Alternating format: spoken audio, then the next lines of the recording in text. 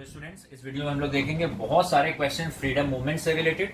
तो पहला सवाल स्ट्रेट अवे शुरू करते हैं। महात्मा गांधी इंडिया वापस कब आए थे? डेफिनेटली 1869 महात्मा गांधी का बर्थ ईयर है। 1869 याद रखेंगे। पोरबंदर, अहमदाबाद। और महात्मा गांधी अपनी पढ़ाई के लिए, लॉ की पढ़ाई के लिए साउथ अफ्रीका गए थे। He came back from South Africa in 1915 एक क्वेश्चन हो गया। नंबर 2, महात्मा गांधी ने ऑफिशियली पहला मूवमेंट कौन सा शुरू करा था? तो वो चंपारण में था। फार्मर्स को प्रोटेक्ट करने के लिए चंपारण सत्याग्रह बिहार में एक जगह है 1917 में। इसको ऑफिशियली हम बोलते हैं महात्मा गांधी का पहला मूवमेंट था। फिर जलियांवाला बाग मैसेकर जो हुआ था 1919 में हुआ था। देयर वाज मास किलिंग और इसी के प्रोटेस्ट में non cooperation movement Gandhi ji लेकर आए थे 1920 में। बहुत बार ये सब सवाल पूछे गए, आपको एग्जाम्स में मिलेंगे। Non cooperation movement it was started in 1920। Rashtriya Swayam Sevak Sangh RSS जिसको बोलते हैं, RSS was established in 1925। RSS was formed in 1925। Civil disobedience movement it was started in 1930। Civil disobedience movement it was started in 1930। और 1930 में एक और काम हुआ था, आप ध्यान रखेंगे, गांधी जी ने दांडी मार्च शुरू करा था। तो Dandi march it was also started in 1930।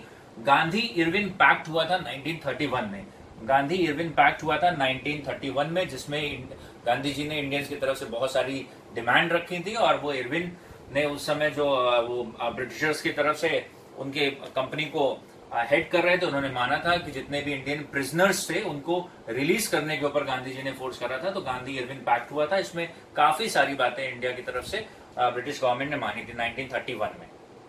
Quit India movement था, ये बिल्कुल at the eve of independence थे। 1947 में इंडिपेंडेंस हुई है। उससे पहले 1935 के आसपास आते आते ये बिल्कुल एविडेंट हो गया था कि जो ब्रिटिशर्स थे, जो ब्रिटिश रिजीम है, वो डिटेरिएट कर रहा था और गांधी जी काफी प्रेशर बिल्डअप कर रहे थे। तो क्विट इंडिया मूवमेंट हुआ। क्विट इंडिया मूवमेंट कब हुआ? 1942 में हुआ था। थोड़ा पुराने क्वेश्चन देख लेते हैं। इंडियन नेशनल कांग्रेस स्टैब्लिश कब हुआ था? दिसंबर 1985 में।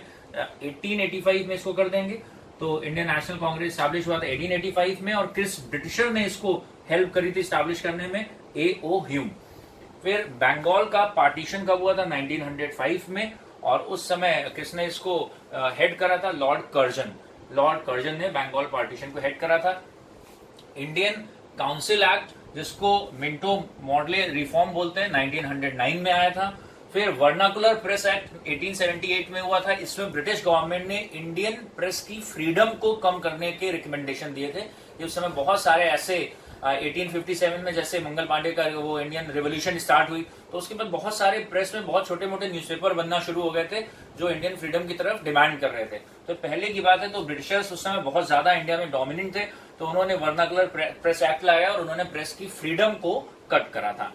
ठीक है। गवर्नमेंट ऑफ इंडिया एक्ट बन गया था 1935। यहीं से बिल्कुल पक्का हो गया था कि इंडिया जो है इंडिपेंडेंस की तरफ आगे बढ़ चला है। तो government of India act it was enacted in 1935।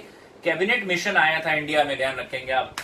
Cabinet mission Britishers ने भेजा था बिल्कुल फाइनल इंडिया की प्रिपरेशन को कि इंडियन गवर्नमेंट कैसे फॉर्म होगी और ब्रिटिशर्स की पावर कैसे रिवोक होगी। तो cabinet mission they arrived in India in 1946। याद रखेंगे, बहुत बार ये सब सवाल पूछे गए। साइमन कमीशन इंडिया आया था 1928 में। इसी के बाद एक स्लोगन बहुत हाईलाइट हुआ था, साइमन गो बैक। तो साइमन कमीशन ब्रिटेन से आया था इंडिया 1928 में। कैबिनेट मिशन का पर्पस क्या था? ये ब्रिटिश गवर्नमेंट ने इंडिया क्यों भेजा था? कैबिनेट मिशन का यहाँ आने का पर्पस ये था कि यहाँ आकर विड्रॉल ऑफ पावर्स, जो ब्रिटिश रिजीम है उसको कैसे विड्रॉ करेंगे और इंडिया को कैसे पावर्स हैंड ओवर करेंगे एज एन इंडिपेंडेंट कंट्री। तो ये सारे क्वेश्चंस जो है ये एफएक्यूज में से भी बिल्कुल जो क्रीमी लेयर वाले क्वेश्चंस हैं, बिल्कुल बार बार एग्जाम्स में आपको दिखेंगे। ये सब बिल्कुल फिंगर टिप पे होने चाहिए और ये अपकमिंग एग्जाम्स के नहीं, इनफैक्ट ये लाइफ लॉन्ग आपके पास क्वेश्चन कहीं डायरी में नोट रहने चाहिए।